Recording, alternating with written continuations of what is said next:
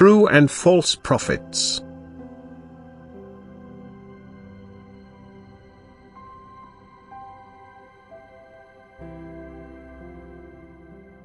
No matter what is done to displace the truth, it will nevertheless prevail, even though misconceptions will claim countless victims.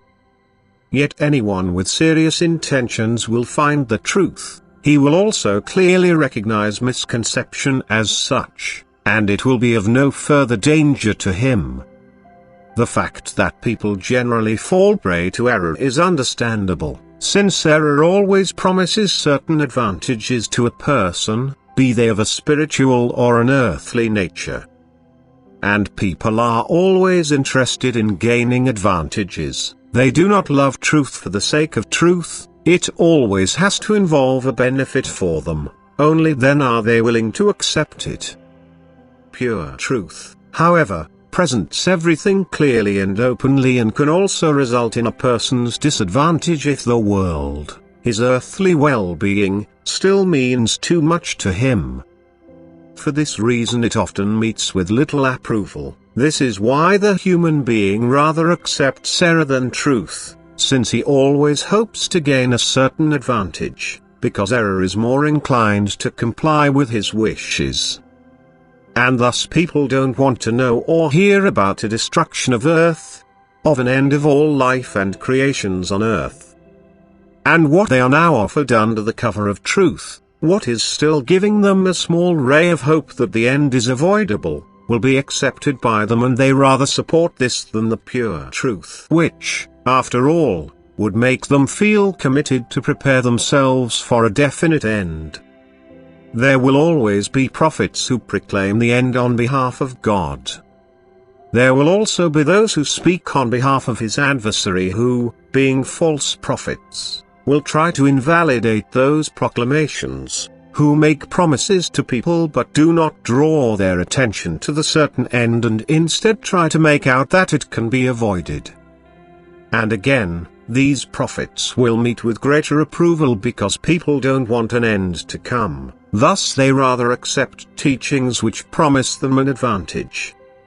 Completely ignorant people will find it difficult to differentiate between lies and truth. But a person who has already been initiated into spiritual knowledge need only question, as a criterion of truth and fallacy, the purpose of a doctrine, what it aims to achieve.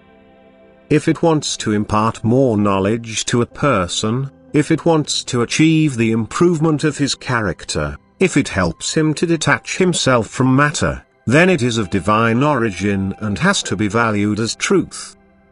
If, however, it intends to create a better earthly living standard, which often takes place under the guise of piety, the teaching can be unhesitatingly rejected as misguided and having originated from God's adversary.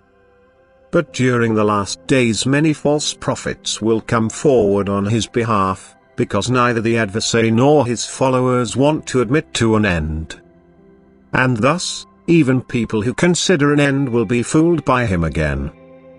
He will plunge them into confusion. He will argue the proclamations of true prophets with proclamations of false prophets, since during the last days the darkness will steadily intensify and anyone in possession of light should protect it from getting extinguished, which can be done if his love for truth is strong, if he just holds on to God and his word. But anyone who is not content with the soft light of God's love will search for deceptive lights and won't take care of the small light which glows in the darkness of night.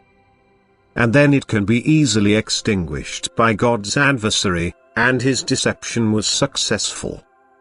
He himself appeared as an angel of light and found his victims, the world and the desire for it have triumphed.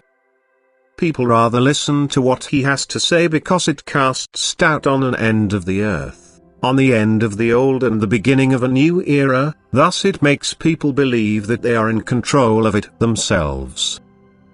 They recognize this advantage, and the mere fact that he makes people believe that they can delay or avert the implementation of God's plan of salvation identifies Satan's activity.